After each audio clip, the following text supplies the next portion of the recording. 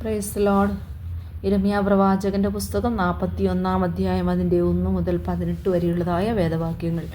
എന്നാൽ 7-ാം മാസത്തിൽ രാജവംശക്കാരനും രാജാവിൻ്റെ മഹത്തുക്കളിൽ ഒരുവനുമായി എലീശാമയുടെ മകനായ നെഥന്യാവിൻ്റെ മകൻ ശിസ്മയേൽ 10 ആളുമായി മിസ്പായിൽ അഹീക്കാമിൻ്റെ മകനായ ഗദല്യാവിൻ്റെ അടുക്കൽ വന്നു. അവിടെ മിസ്പായിൽ വെച്ച് അവർ ഒന്നിച്ചു ഭക്ഷണം കഴിച്ചു. നെഥന്യാവിൻ്റെ മകൻ ഇസ്മായേലും കൂടെ ഉണ്ടായിരുന്ന 10 ആളും എഴുന്നേറ്റ് ബാബേൽ രാജാവ് ദേശാധിപതിയാക്കിയിരുന്ന ഷാഫാൻ്റെ മകനായ അഹീക്കാമിൻ്റെ മകനായ ഗദല്യാവെ വാൾ കൊണ്ട് വെട്ടിക്കൊന്നു. മിസ്പായിൽ ഗദല്യാവിൻ്റെ അടുക്കലുണ്ടായിരുന്ന എല്ലാ യഹൂദന്മാരെയും അവിടെ കണ്ട കൽദയ പടയാളികളെയും ഇസ്മായേൽ കൊന്നുകളഞ്ഞു.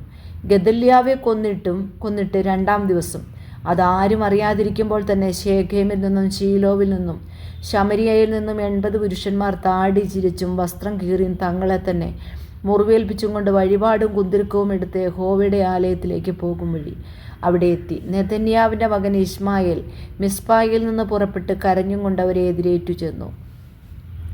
അവരെ കണ്ടപ്പോൾ അവൻ അവരോട്, അഹീക്കാമിൻ്റെ മകനായ ഗദല്യാവിൻ്റെ അടുക്കൽ വരുവീൻ എന്ന് പറഞ്ഞു. അവർ പട്ടണത്തിൻ്റെ നടുവിലെത്തിയപ്പോൾ നെഥന്യാവിൻ്റെ മകനായ ഇസ്മായേലും കൂടെയുണ്ടായിരുന്ന ആളുകളും അവരെ കൊന്ന് ഒരു കുഴിയിലിട്ട് കളഞ്ഞു. എന്നാൽ അവരിൽ 10 പേർ ഇസ്മായേലിനോട്, ഞങ്ങളെ കൊല്ലരുതേ, വയലിൽ എന്നീ വക സംഭാരങ്ങൾ ഞങ്ങൾ ഒളിച്ചു വെച്ചിട്ടുണ്ട് എന്ന് പറഞ്ഞു. അതുകൊണ്ട് അവൻ സമ്മതിച്ചു അവരെ അവരുടെ സഹോദരന്മാരോടുകൂടെ കൊല്ലാതെ ഇരുന്നു.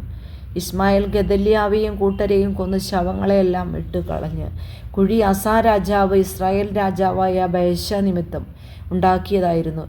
നെഥന്യാവിൻ്റെ മകനായ ഇസ്മായേൽ അതിനെ നിഹതന്മാരെ കൊണ്ട് നിറച്ചു.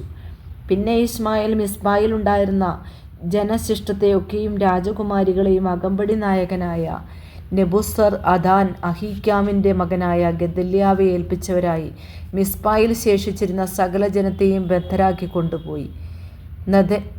നെഥന്യാവിൻ്റെ മകൻ ഇസ്മായേൽ അവരെ ബദ്ധരാക്കി അമ്മോന്യരുടെ അടുക്കൽ കൊണ്ടുപോകുവാൻ യാത്ര പുറപ്പെട്ടു.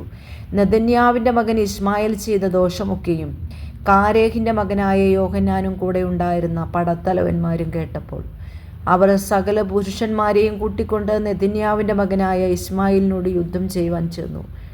ഗിബയോനിലെ പെരുങ്കുളങ്ങര വെച്ച് അവനെ കണ്ടെത്തി. ഇസ്മായേലിനോടുകൂടെ ഉണ്ടായിരുന്ന ജനമൊക്കെയും കാരേഹിൻ്റെ മകനായ യോഹന്നാനെയും കൂടെ ഉണ്ടായിരുന്ന എല്ലാ പടത്തലവന്മാരെയും കണ്ടപ്പോൾ സന്തോഷിച്ചു. ഇസ്മായേൽ മിസ്പായിൽ നിന്ന് ബദ്ധരാക്കി കൊണ്ടുപോന്നിരുന്ന സർവ്വജനവും തിരിഞ്ഞ് കാരേഹിൻ്റെ മകനായ യോഹന്നാൻ്റെ അടുക്കൽ ചേർന്നു. നെഥന്യാവിൻ്റെ മകൻ ഇസ്മായേലോ 8 ആളും അമ്മോന്യരുടെ അടുക്കൽ പോയി കളഞ്ഞു. നെഥന്യാവിൻ്റെ മകൻ ഇസ്മായേൽ അഹീക്കാമിൻ്റെ മകനായ ഗദല്യാവെ കൊന്നുകളഞ്ഞ ശേഷം അവൻ്റെ കയ്യിൽ നിന്ന് കാരേഹിൻ്റെ മകനായ യോഹന്നാനും കൂടെയുണ്ടായിരുന്ന എല്ലാ പടത്തലവന്മാരും വിടുവിച്ച ജനശിഷ്ടത്തെയൊക്കെയും ഗിബയോനിൽ നിന്ന് തിരികെ കൊണ്ടുവന്ന പടയാളികളെയും സ്ത്രീകളെയും കുഞ്ഞുങ്ങളെയും ഷണ്ണന്മാരെയും തന്നെ അവർ മിസ്പായിൽ നിന്ന് കൂട്ടിക്കൊണ്ട് കൽദേരെ പേടിച്ചിട്ട് മിസ്രയീമിൽ പോകുവാൻ യാത്ര പുറപ്പെട്ടു.